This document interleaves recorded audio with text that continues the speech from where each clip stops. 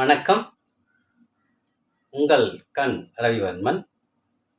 நீண்ட ஆயுளை பெருக்குவது எப்படி? வயசானாலும் சரி, துடிப்போடு இருக்கணும். யார் உதவியும் தேவையில்லை. நம் நலம் நம் கையில். கடைசி வர அந்த ஆயுட்களை முறையாக பயன்படுத்தக்கூடிய நீண்ட ஆயுளை எப்படி நம்ம பெறணும் அப்படின்றது தான் இன்றைக்கி நாம் பார்க்க போகிறோம். ஒரு நாளைக்கு 4 நிமிடம் ஒதுக்குனா போதும். யார் ஒருத்தர் தான் உடலுக்காக, உடல் நலத்துக்காக, உடல் ஆரோக்கியத்துக்காக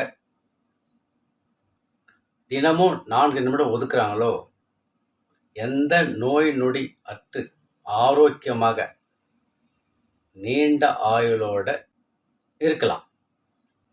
அந்த 4 நிமிட பயிற்சி தாங்க நுரையீரல் இருக்குல்ல, லங்ஸ்.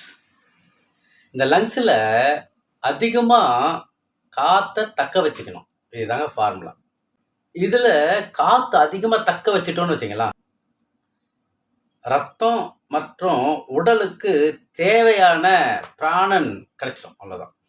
பிராணன் கிடைச்சிட்டாலே போதுங்க. உடல் ஆரோக்கியம், ரத்த ஆரோக்கியம், ஆயுட்காலம் உயரும். அதுக்கு தான் 4 பயிற்சி. 4 நிமிஷம் தான். இதுக்கு என்ன செய்யணும்னா, சிம்பிளாக சொல்லிடுற பாருங்களா. மூச்சு நம்ம அறியாமல் இழுத்துட்டு விடுறோம்ல, தோராயமாக ஒரு நிமிடத்துக்கு 20 சுவாசம் எடுக்கிறோன்னு வச்சுக்கோங்களேன். 15, 12, 13 அந்த ஒரு நிமிடத்துக்கு கொண்டு வருவதற்கான பயிற்சி தான் இது. நீண்ட ஆயுள் பெருகும். 4 நிமிடம் தான். முதல் பயிற்சி சூரிய பிராணாயாமம்னு ஒன்று இருக்குது.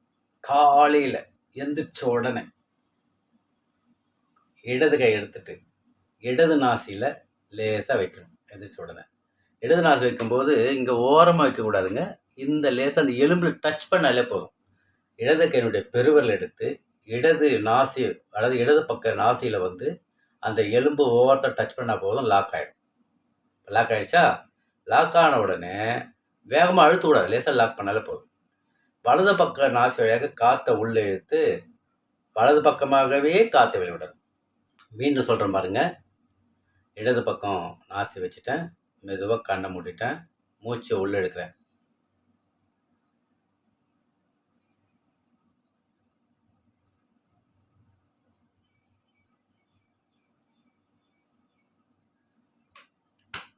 வலது பக்க நாசி வழியாக காற்றை உள்ளே இழுத்து வலது நாசி வழியாகவே வெளியிடணும். 21 முறை காலையில் செய்யக்கூடிய வேலை.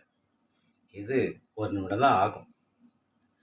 இது நம்ம தொடர்ந்து செஞ்சு வந்தால் சில நன்மைகளும் உண்டு. ஜலதோஷம் நம்ம விட்டு விலகும், ஆஸ்துமா நம்ம விட்டு விலகும், கீழ்வாதம் நம்ம விட்டு விலகும், காசுடன் நம்ம விட்டு விலகும். சாதாரண 1 நிமிட பயிற்சிங்க இது. இப்போ இதெல்லாம் சரியான பிறகு ஆரோக்கியம் வரதானே செய்யும், ஆயுள் நீள தானே செய்யும். சரி, ஓகே. இப்போ 2வது பயிற்சி. இது காலையில் செஞ்சோமா, மாலையில் சூரியன் மறையும் போது வலது கையினுடைய பெருவல் எடுத்து வலது நாசியில் லேசாக தொட்டுட்டா இடது நாசி வழியாக காற்றை உள்ளே இழுத்து இடது நாசி வழியாக காற்றை வெளியிடணும். ஒரு 21 முறை. இப்போ செய்கிற பாருங்க. ஒரு முறை செஞ்சு காட்டுறேன்.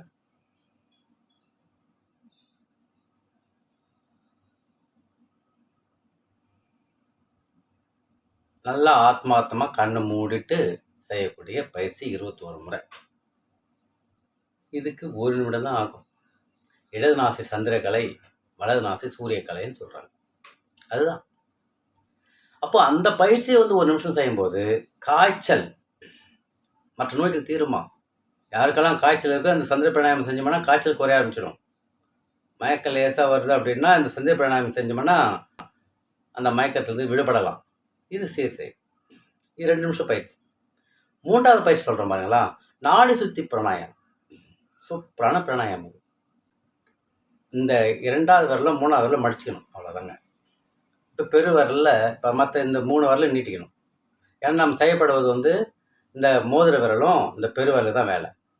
இப்போது வலது நாசியில் பெருவிரலை வச்சு அடைச்சிக்கிட்டேன். இடது நாசி வழியாக காற்றை உள்ள இழுக்கிற பாருங்களா. உள்ளே எடுத்துட்டுனா அதுக்கடுத்து உள்ளே எடுத்த பிறகு இந்த மோது விரலை இடது நாசியை வச்சுட்டு காற்றை வலது நாசி வழியாக காற்று வெளிவிடணும். இப்போ நான் செஞ்சு காட்டுறேன் பாருங்களா. பாருங்க,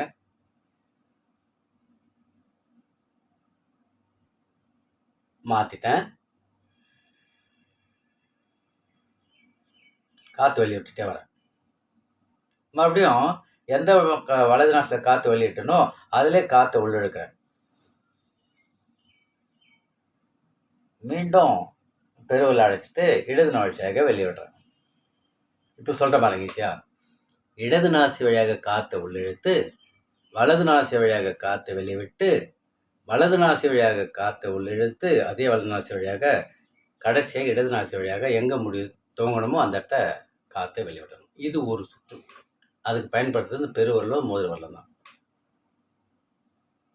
இது ஒரு 21 முறை. இது 1 நிமிடம் ஆகும். 3வது பயிற்சி செஞ்சு முடிச்சுமா? அந்த 3வது பயிற்சி செஞ்சு முடிக்கும்போது இதனால் நமக்கு நன்மைகள் என்னன்னா, உடலில் உள்ள வெப்பமும் குளிர்ச்சியும் சமநிலை இருக்கும்.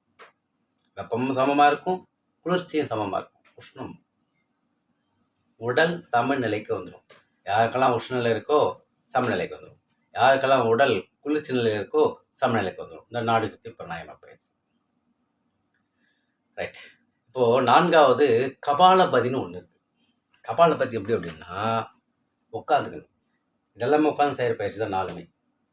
உட்காந்துட்டு கை இப்படி வச்சுக்கிட்டு இதே பாருங்களா, இந்த கை சின்ன பக்கம் வச்சுக்கணும். சின்ன பக்கத்தில் கை வச்சுக்கிட்டு இடது கை வச்சுட்டு இந்த இடது கட்டை வரல இடது பக்க நாசில் தொட்டுட்டு அப்படின்னு ஒரு வேகமாக விடணும். நான் பயன்படுத்த போகிறது இந்த பெருவிரலும் இடது கை பெருவிரலும் ஆள்காட்டு விரலும் தான். பாருங்க, வச்சுருப்பாருங்க. வேகமாக முதல்ல வலது நாசியில் வேகமாக வெளியிடணும். அதுக்கு அடுத்து இந்த பக்கம் அடிச்சுட்டு இடது நாசி வழியில் வேகமாக விடணும். உள் சுவாசம் என்னன்னு கேள்வி கேட்கக்கூடாது. அது ஆட்டோமேட்டிக்காக நம்ம அறியாமல் அதை எடுத்துக்கும். இப்போ நான் செஞ்சு காட்டுறேன் பாருங்களா.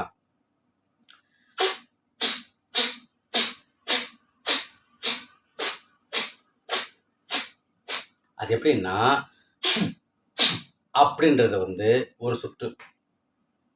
வலது பக்கம் காற்று வேகமாக விடணும், உள் சுவாசம் அதுவாக எடுத்துக்கும். இடது பக்கம் வேகமாக விடணும். இந்த கையை வச்சுக்கணும். சளி எது அந்த உடனே கைக்குள்ளே வரணும். இது 10 சுற்றுகள் செய்யணும். இது ஒரு முறை. 1 நிமிடம் ஓய்வு எடுத்துட்டு மீண்டும் ஒரு 10 செய்யணும். ரைட்டுங்களா? இந்த பயிற்சியை நாம தொடர்ந்து செஞ்சுட்டே வந்தோம்னா செய்யலாமா? சுவாச எண்ணிக்கை நிமிடத்துக்கு குறையும். இப்போ 20 இருந்தால் 12, 13 வரும்னு சொன்னோம் இல்லைங்களா? அந்த நிலைக்கு சுவாச எண்ணிக்கை குறையும். பிராணன், ஆக்சிஜன் உடல் எல்லா பாகங்களுக்கும் போகும். அது போகிறதுக்கான வழிவகை செய்யும். சீரான ஆக்சிஜனேற்றம்னு சொல்கிறாங்க. அதை ரத்தத்தை சுத்திகரிக்குது. வேற என்னங்க வேணும்? உடல்ல உள்ள கழிவுகள் நச்சுக்குன்னு சொல்லலாமா? உடல்ல கழிவுகள் தேங்கி இருக்கு. இன்று நம்ம என்னென்னமோ சாப்பிட்டுட்டு இருக்கோம், இன்னும் போகிற உலகத்தில் ஓடிட்டே இருக்கோம். அப்போ அந்த ஓடிட்டே இருக்கும்போது ஒரு நச்சுக்கள் இருக்காங்கல்ல, அந்த நச்சுக்கள்லாம் வெளியேறதுக்கான வழிவகை செஞ்சிடும், வெளியேறும். இதனால சிறுநீரகம், கிட்னி இருக்குல்ல, கிட்னி தேவையற்ற கழிவுகள், கிட்னியில் தேவையில்லாத கழிவு தங்கிறத குறைஞ்சிடும். அப்போ ஃபில்டர் நல்லா வெளியே போகும். அப்போ கழிவுகள் சீராக வெளியேறும். அப்போ அந்த கிட்னி பழுதடைதுன்னு சொல்கிறாங்கல்ல, டயாலிசிஸ் போகிறேன்னு சொல்கிறாங்கல்ல, அந்த நிலையிலிருந்து மீண்டு வரலாம். அந்த அடையாது. அப்படி அடைஞ்சாலும் அப்படியே கொஞ்சம் ஸ்டேபிளாகி கொஞ்சமாக மாற்றம் சமநிலைக்கு வரும். இந்த ஒரு 4 பயிற்சி தாங்க. 4 நிமிடம் முடிஞ்ச ஒரு 5 நிமிடம் அதிகமாக போகுது, அவ்வளோதாங்க. 1 நிமிடம் அதிகமாகும். இதெல்லாம் கழிவுகள் சீராக வெளியேறி கழிவுகள் தேங்கலை. ஒன்று கழிவுகள் தேங்கலை, இன்னொன்று கழிவுகள் சீராக வெளியேறிச்சு. அப்போ உடல் ஆரோக்கியமாக இருக்குது, பிராணம் நல்லா இருக்குது, தோல் வியாதி சுத்தமாக போயிடும்.